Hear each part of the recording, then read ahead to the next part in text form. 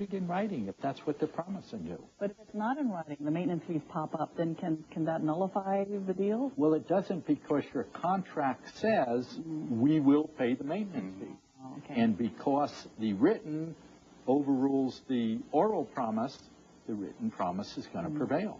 And I think a lot of people see it as a way to get into the overall vacation market. They buy in one spot, but they're going to be able to trade that timeshare, and they're told just about anywhere, anytime. Yet when they get into it, they can't. Is that a major problem, and how do you prevent that from happening? It's your biggest problem, and the FTC has considered this one of the major problems in travel promotions and does a lot. They want to hear about these complaints, and you can log on to or it's 877 FTC Help. Right.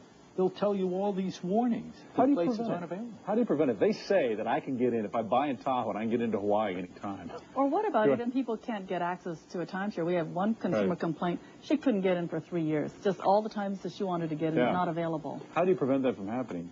Look at the writing. It says there will be these other areas that they have contracts with. It doesn't say you're going to get in the next 3 years. It never says you will be able to have 1 or 2 year choices. They're never going to do that because they can't perform, because if the other areas are so hot, then they sell those for the money, not for the change. Well, let's go to a viewer question. This has to do with resale, and a lot of times people want to unload their timeshare. Gail asks, we have constantly been called by various telemarketers in the Florida area asking us if we want to sell our North Lake Tahoe timeshare. They want money up front to do it. We want to sell, but we don't know if these organizations are legitimate. Any advice?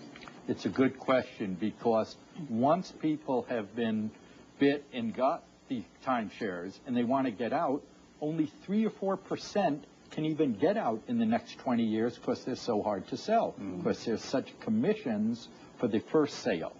And what you do on something like this is try to get an arrangement where they'll take their money on the sale, not up front. The upfront 300, 500, 600 is usually just another scam, and it's usually done by brokers here. You have somebody in Florida who may not even have the California license on it or so. Get them to agree after to get their commission, then you may have something, never before. How about selling these on your own? I mean, is it very hard to do? Well, you can put papers in. You should have bulletin boards there.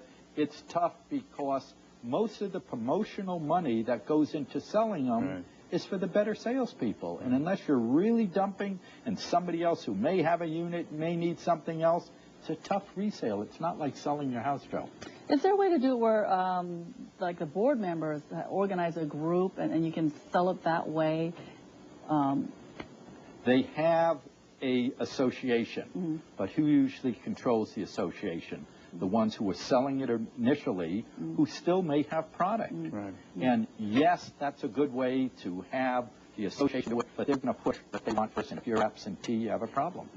We talk a lot in negatives about timeshares. I guess in the beginning we said there are some positive uses, aren't there? Have you heard of good stories involving timeshares and people ways? People who enjoy their timeshares. Wouldn't trade it for the world.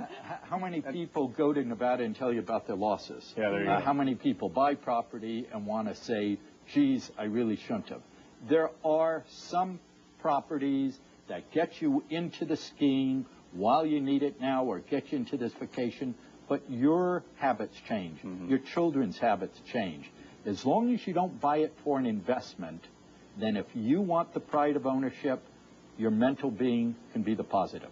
And a lot of it starts with a little free trip, a 3-day vacation you get. Can you actually go on those free trips and get away without having to buy that stuff? You can if you have willpower, but that's why they're the best salespeople in the market because of what they get up front. You're offered all kinds of things. The problem is they know the odds. They're going to sell you. Ooh, okay. Well, thank you for the advice. Alexander Analik.